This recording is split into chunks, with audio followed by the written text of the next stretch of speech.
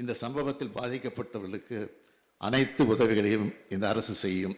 அதன் அடிப்படையில் இந்த சம்பவத்தில் பாதிக்கப்பட்ட குழந்தைகளுக்கு மறுவாழ்வு அளிக்கவும் அவர்கள் எதிர்கால நலனை கருத்திலே கொண்டு ஏற்கனவே அறிவிக்கப்பட்ட 10 லட்சம் ரூபாய் நிவாரண நிதியோடு பின்வரும் நிவாரணங்கள் கூடுதலாக வழங்கப்படும்.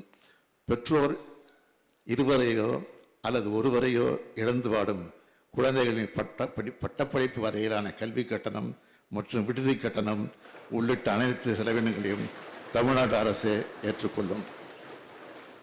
பெற்றோர் இருவரையும் இழந்து ஆதரவின்றி தவிக்கும் ஒவ்வொரு குழந்தையும் பாதுகாவலர் பராமரிப்பு வளர அவர்கள் 18 வயது நிறைவடையும் வரை மாத பராமரிப்பு தொகையாக தலா 5000 ரூபாய் வழங்கப்படும்.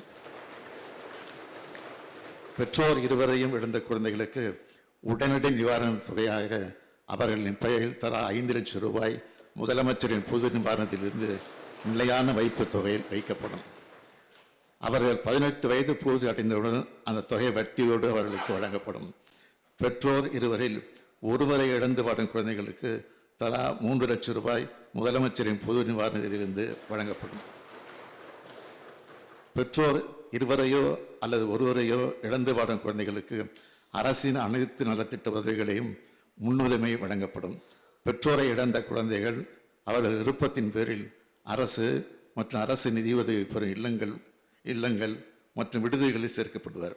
மேலும் இது போன்ற சம்பவங்கள் மீண்டும் நிகழா வண்ணம் அரசு மேற்கொள்ள வேண்டிய நடவடிக்கைகள் குறித்து ஆலோசனைகளை வழங்கவும் கள்ளக்குறிச்சி சம்பவம் குறித்து ஒரு விரிவான விசாரணை மேற்கொள்ள ஓய்வு பெற்ற உயர்நீதிமன்ற நீதியரசர் திரு கோகுல்தாஸ் அவர்கள் தலைமையில் ஒரு நபர் ஆணையம் அமைத்திடவும் உத்தரவிடப்பட்டுள்ளது.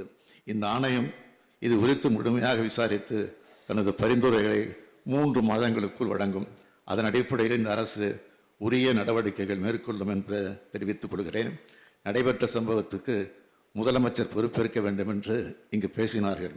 உள்துறையை கவனிப்பவன் என்ற முறையில் மட்டுமல்ல, தமிழ்நாட்டின் முதலமைச்சர் என்ற முறையில் இந்த பிரச்சனையிலிருந்து நான் ஓடி ஒளிவப்பன் அல்ல, பொறுப்பை உணர்ந்ததற்காக தான் பொறுப்போடு பதிலளித்துக் கொண்டிருக்கிறேன். எடுத்த நடவடிக்கைகளையும் பட்டியலிட்டிருக்கிறேன். குற்றவாளிகளை கைது செய்துவிட்டுத்தான் உங்களுக்கு பதிலளித்திருக்கிறேன். திறந்த மனதோடு இரும்பு கரங்கொண்டு குற்றம் புரிந்தவர்களை அடக்கி வருகிறேன். எதிர்க்கட்சி ஆட்சியில் இருந்த காலத்தில் போதைப்பொருள் விவகாரத்தில் அமைச்சர்கள், உயர்காவல்துறை அதிகாரிகள் ஈடுபட்டு விசாரிக்கப்பட்டு அந்த வழக்கு நீதிமன்றத்திலும் இருக்கிறது என்பதை நாட்டு மக்கள் மறந்துவிடவில்லை. அதிமுக ஆட்சிகாலத்தில் ஏற்பட்ட கள்ளச்சாராய மரணங்கள் பற்றிய பட்டியல் என் கையில் இருக்கிறது. அதையெல்லாம் வைத்து அரசியல் பேச நான் விரும்பவில்லை. துயரம் மிகுந்த இந்த சம்பவத்தை அரசியல் ஆதாயம் தேட வேண்டாம் என்று கேட்டுக்கொள்கிறேன். என்னை பொறுத்தவரை சமூக விரோத சக்திகளிடமிருந்து மக்களை காக்க எந்த விதமான கடுமையான நடவடிக்கைகளை எடுப்பேன் என உறுதி அளிக்கிறேன். வணக்கம்.